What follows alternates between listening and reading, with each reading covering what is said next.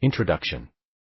After working for a decade and a half, in the pet store and veterinary sector in Durban, South Africa, I realized it would be selfish to bow out or go to the grave with the wealth of information that had been freely passed on to me by my many different expert mentors. This was knowledge conveyed mainly verbally, on a one-on-one basis. I must say I was blessed to have been trained by the best. What surprised me though, in all my years working with animals, was the fact that I never came across any written pet store books at workplaces, for one to read, in order to study and gain insight of what was waiting ahead. I love reading, but there really weren't much books to browse and be guided by. Literature that was supposed to make one understand and arm themselves with the requisite knowledge and skills needed in the field. Written information that would benefit man, woman, and animal at the workplace. It was hard to come by. It was always either the owner, manager, or some colleague who had to do the training, that is if they knew. If they were busy or not there, the training stopped. As the learner, you were told to wait for another day or appropriate time again. During my casual chats with workers in different outlets, I also gathered some interesting revelations. I got to learn that some who own or manage pet stores are not knowledgeable enough to train their staff. While others have the knowledge, they sometimes are either busy or not patient teachers. In addition, some managers were said to be very reluctant to share information with their protégés, fearing that once they know, they may take their positions. On the other hand, age is catching up with most of the good brains. It was all the aforementioned shortcomings that made me continuously think deeply about the future of the sector. I kept on wondering what would happen if these knowledgeable men and women leave the field or pass on. I realized it would be a huge loss indeed, as there would be no written records of their expertise, for others to learn from.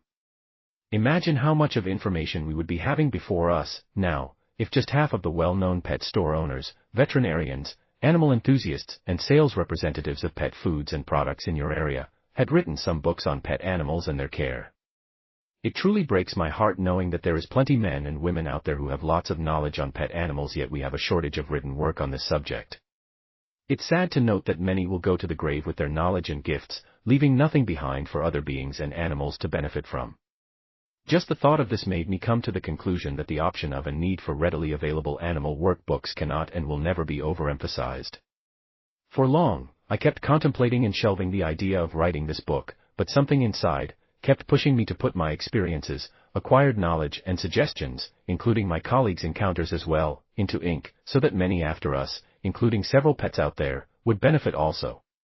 Thus, insights and experiences in this book are not just personal and unique to me alone, but also include a plethora of encounters and thoughts that resonate in the heads and lives of many fellow managers, sales and veterinary assistants, outlet owners and customers I met along the way, in different parts of South Africa.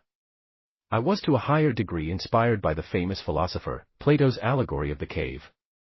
His main idea was that we must strive to gain knowledge and not resist new information. He was of the notion that once one has seen light or acquired new knowledge, he must go back and enlighten others, so they view, understand, and appreciate the world from an informed perspective. I am sure a lot of men and women in this sector have had the same idea cross their minds, but the pressure and demands of life kept distracting them and diverting their thoughts and time towards other priorities. This prompted me to initiate this conversation, focusing on these issues with the aim of creating that missing link and perhaps, someday, become one of the ever-present silent mentors, composed of ink and paper, at everyone's disposal. I felt I could also be the printed audible voice of those who are always mumbling or whispering and afraid to speak their thoughts aloud, for fear of victimization. The voice of those whose requests, complaints, ideas, and suggestions were never listened to, appreciated or implemented.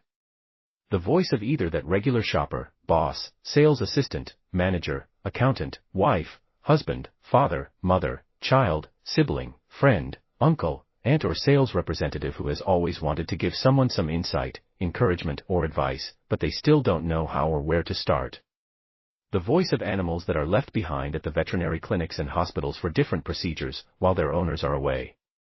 But most importantly, the voice of that budgie, lovebird, African grey, rabbit, guinea pig, lizard, goldfish, Oscar or parrotfish, that just knows budgie seed, sunflower seed, cheap rabbit pellets, mealworms, cheap flakes as the only food in the four walls they have been in, as their universe. Yes, in this book I am precisely and exclusively that voice. My end goal being that, others with better ideas than mine, will one day carry on from where I would have left and improve on what I have started. I must commend the vet shop side for being very much formalized, informative, and supportive. The sales representatives are forever bringing bounds of literature for one to read and gain knowledge from. Their frequent visits, study guides and follow-ups is something that pet shop suppliers can borrow a leaf from. Not to take away anything from the latter, they have indeed played a very significant role over the years, to research, invest in, formulate, design, construct, import and market products that make all our pets happy, safe, occupied, stimulated, entertained, warm, look stylish, well-groomed, comfortable and healthy. The only but most vital area that I feel they need to look at and improve on is the educational side. Regular follow-ups and training of both new and old staff by sales representatives is of paramount importance. Everyone must be continuously tested and